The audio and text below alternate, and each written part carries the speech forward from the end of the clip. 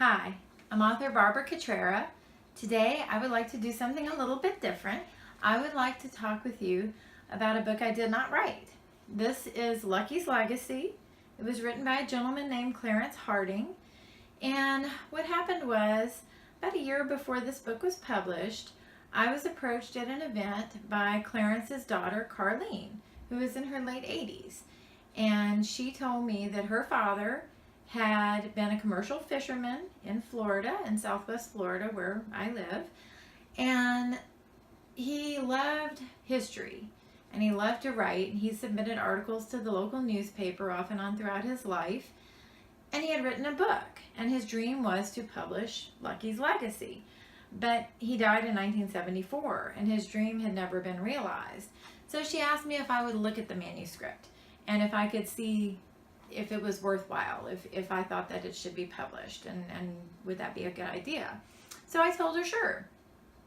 And she proceeded to give me a 3-ring binder with a manuscript that was typed, double-spaced, because of course, as I said, Clarence died in 1974, so it was written before computers.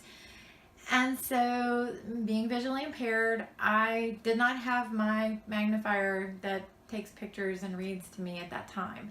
So my wonderful husband read some of the pages aloud to me so that I wouldn't have to use my handheld magnifier to read page after page. He just read the pages to me, and we both agreed it was a very compelling story. And so he hand typed Clarence's manuscript into a Word document and emailed it to me. And I started to look at it and I started to work on it. And it did need some substantial editing. Clarence was a very good writer, but as I said, he only had an 8th grade education from a long time ago. And so I did have to do a lot of grammatical corrections and just your basic editing. And I did rearrange some things in the story, but the story itself is the same.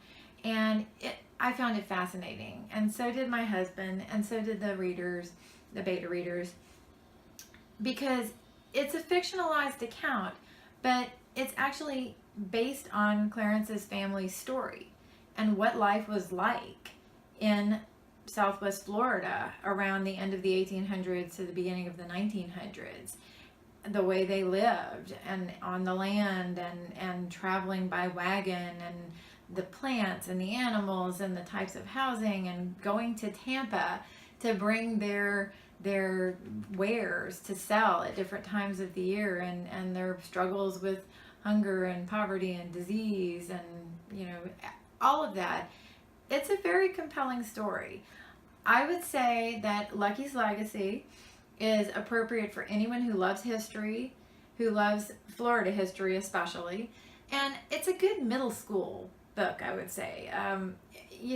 When I was a kid, I don't know if they still do this, I am 49. I don't care if people know my age. I'm proud to have survived 49 years.